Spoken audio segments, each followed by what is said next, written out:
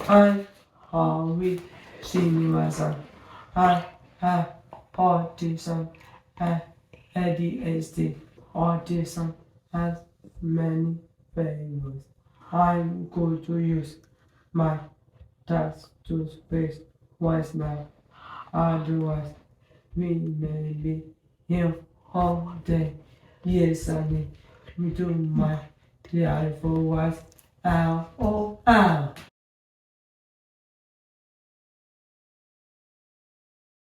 My disability includes sensory motor challenges, body schema, social anxiety, mood regulation, OCD, a highly impulsive body, and some co-occurring health issues. So there is a lot of stuff going on in one single body. These do present significant obstacles to my everyday functioning.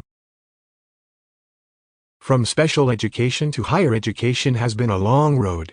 So I'm absolutely enjoying the opportunity of education, even as I try to navigate my autism, which can feel like rowing a leaky boat. I graduated UC Berkeley with a heap of unexpected honors and awards. Like giant packs of encouragement that I must be on the right track.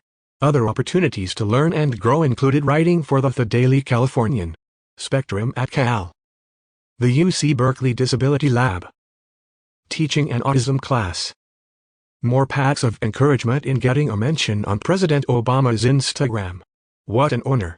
And what a thoughtful message from my personal hero, disability rights legend, the late Judy Heumann. I also got to research autism, under the guidance of Professor Dacre Keltner. I'm now a PhD neuroscience student at Vanderbilt. A budding neuroscientist has got to have brain neurons on the slide background. LOL. I'm a P.D. Soros Fellow and a NEES Fellow. And just recently I was awarded the prestigious National Science Foundation Graduate Research Fellowship. I'm in the labs of Professor Carissa Cassio and Professor Mark Wallace. Both research the sensory system in autism. I hope some of you will get to participate in my research. I continue to write more articles. And am involved in numerous disability orgs. In today's talk, I'm going to cover two topics. One is around inclusive language and the other is my perspective of the models of disability. So let's dive right in. Those who favor its continued use, contend that it's deemed necessary for scientific inquiry, arguing that alternatives might dilute the pursuit of effective science. Let's see the problems with this. The 1963 Life magazine article introducing an extraordinary new treatment, Yay Be Yay, by Dr. Iver Louvaz, exemplifies this issue. Autistics are referred to as mental cripples. Pamela, the 6-year-old autistic child, is made to stand barefoot on a floor that is laced with metal, so that shocks could be administered by the clinician, who is wearing shoes. The autistic children were screamed at, slapped by the therapists, and made to feel scared. By using the pathologizing language of mental cripples, the use of dehumanizing shocks, screams, slaps, and punishment was justified and even hailed as an extraordinary treatment.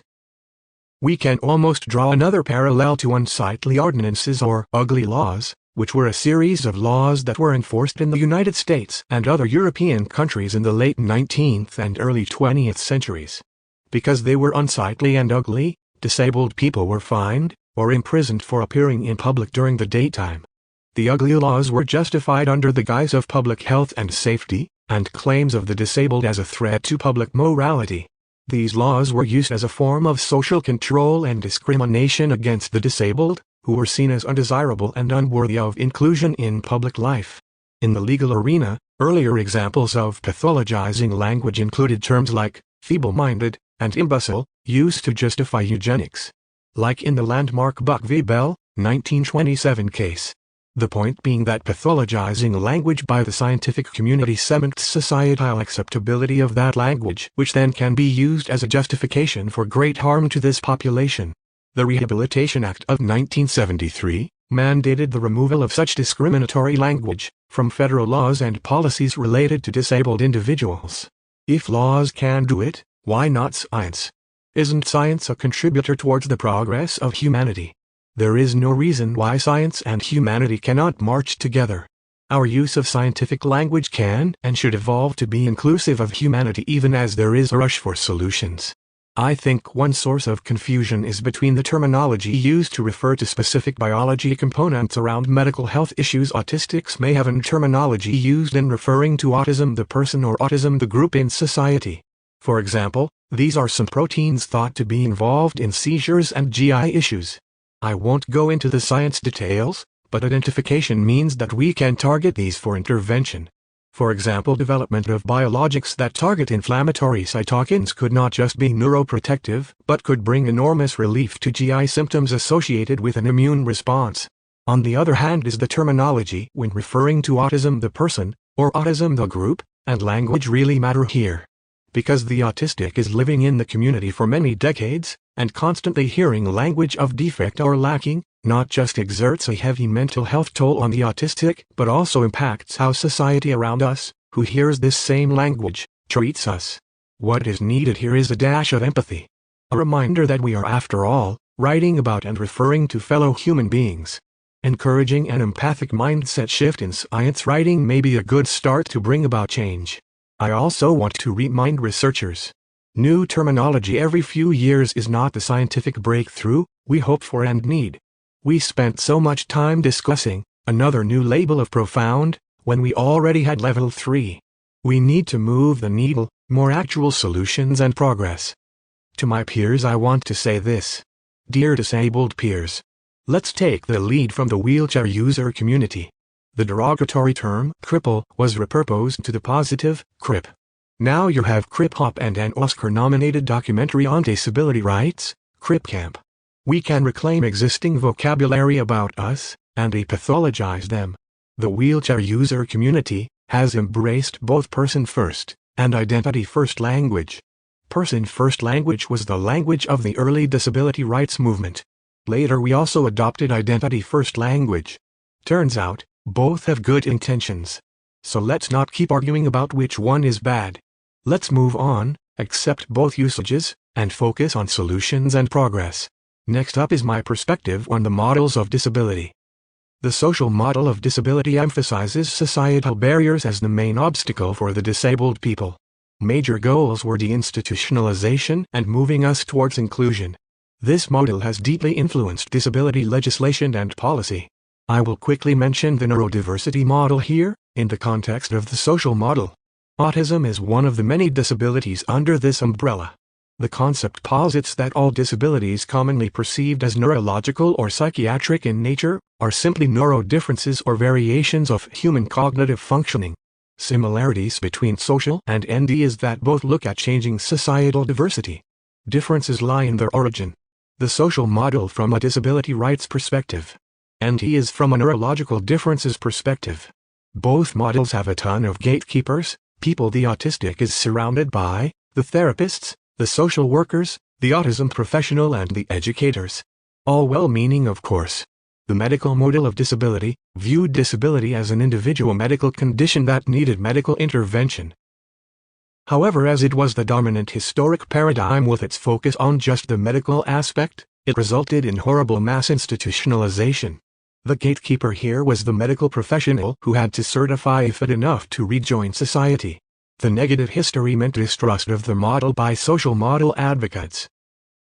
Problem is that this got conflated to a distrust of all things medical, which also translated to no research should be allowed on the medical front. But the reality is that medical issues are ubiquitous in autism. To put a human face on this, I know a peer who can have unto 20 seizures a day and a family that had to hire an RV to take their son to the doctor so that he would have an access to the bathroom the entire time. Many of these will get compounded over time and we will be terribly unhealthy senior citizens, adding to the existing issues of aging. For many of us on the spectrum, there is an urgent need for medical research that will lead to medical solutions. Enough of diagnostic overshadowing. Precision pharma, not psychotropic drug cocktails. We need that research into biomarkers and underlying physiology that can get us to solutions, along with robust healthcare policies. This is a big gap in the NT and social models. Saying disability is a mere variation of the human condition can be a slippery slope because it implies that nothing more need be done about it. And we come a full circle. All this ties into the idea of equity of access, that the late disability rights activist, Judy Heumann, discussed in her memoir. I quote, "Equity of access looks different for me. When this is not understood, we come across as complaining even though we are asking for the same rights as everyone else. The point is that, just like Judy said, equity of access looks different for different autistics. For some autistics, a focus on just social aspects of strengths-based opportunities are what is needed to get to equity of access. For other autistics, equity of access means they also need solutions to their challenges, including the medical ones, as well as the strengths-based opportunities. It's a dual-pronged and not either-or.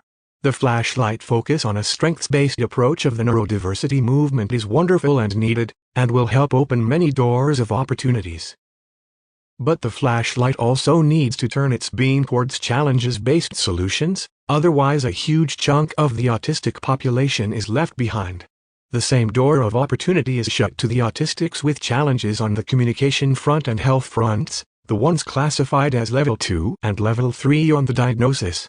To put a human face on this, how does inclusion work for autistics who are shut out and homebound due to behavioral, communication or health issues?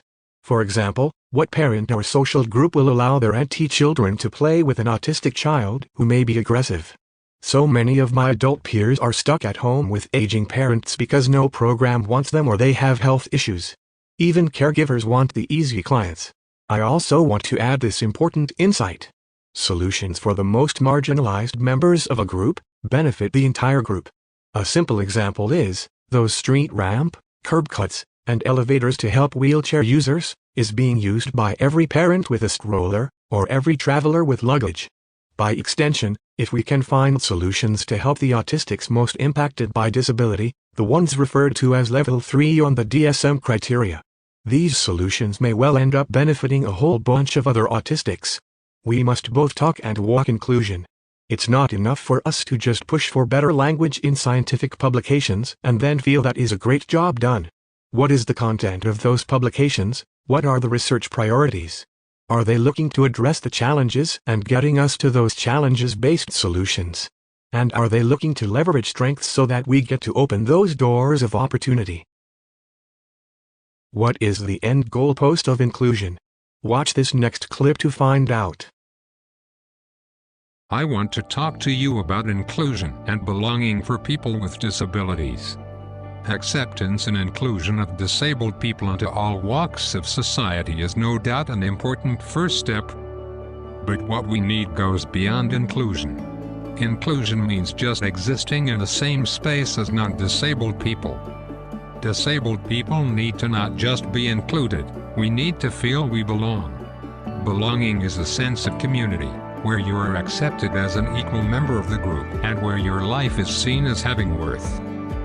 Belongingness in society is, I think, what we all yearn for at the end of the day, whether we are disabled or not. Starting today, let us all strive together towards belongingness for people with disabilities. We have much work left to do. We have miles to go before we sleep. But we are running out of time. So I will just end with this last bit. I like to think of myself as possibility, hurry as possibility. I want you to think of disability as possibility too. Only when you think possibility, can the door of opportunity open. From possibility to opportunity. Can the quest for solutions ever end? Never, answers the mind.